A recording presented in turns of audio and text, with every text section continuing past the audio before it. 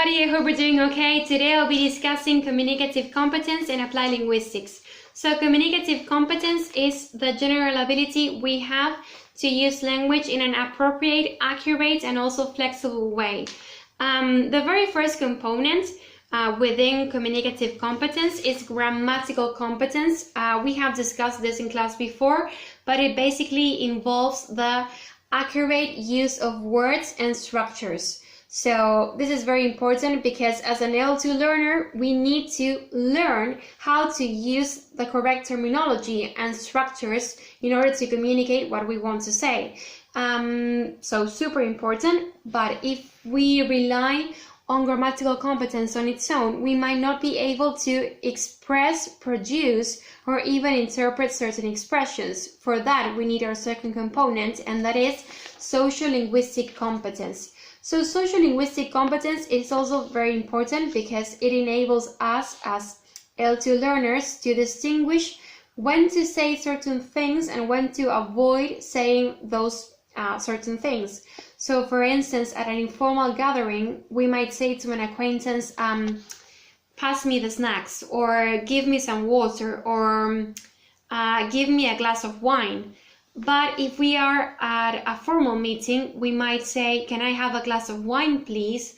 Or can I have a glass of water, please? Or can I have the snacks, please? So you might be you might change the way you speak according to the social context. So social linguistic competence is very important because it enables us to distinguish when to say certain things and when to avoid saying those certain things in a different social context.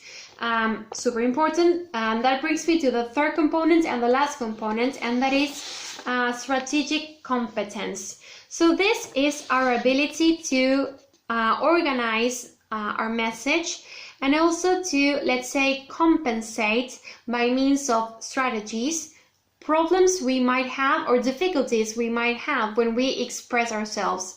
So as you know, when you are learning a new language, sometimes what happens is that we forget words, or we or sometimes we don't even know words or terms, and sometimes what happens is that, let's see, there is a gap between our communicative intent and our actual ability to communicate that intent. So we might be speaking and suddenly we might stop talking, and that is because we are not able to produce what we want to say.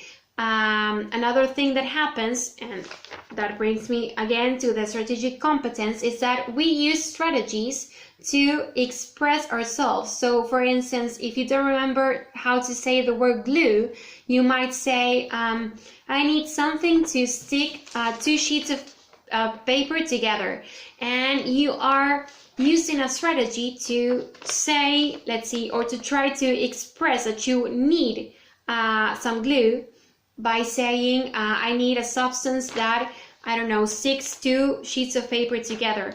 Or for instance, you might say, I'm going on holidays with my cousin to a small house surrounded by a garden, basically a cottage, right? We are renting a cottage, but maybe I don't know the word, or maybe I don't remember the word. So I need a strategy to compensate not knowing that word and to allow the listener to understand me. So that's basically it. So it is super important because it basically allows us to overcome potential communication problems. So that's it in terms of communicative competence.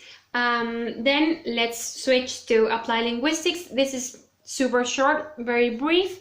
What I have to say is that by definition, applied linguistics is, let's see, every branch of linguistics that is used for practical applications. So such as translations, speech therapy, or any other branch of linguistic analysis that allows us to, let's say, deal with a certain range of issues involving language. That's basically applied linguistics. There are so many different, let's say, branches, but that's what it basically means.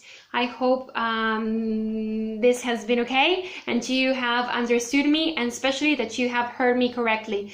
I hope you have a great day and see you soon. Bye bye.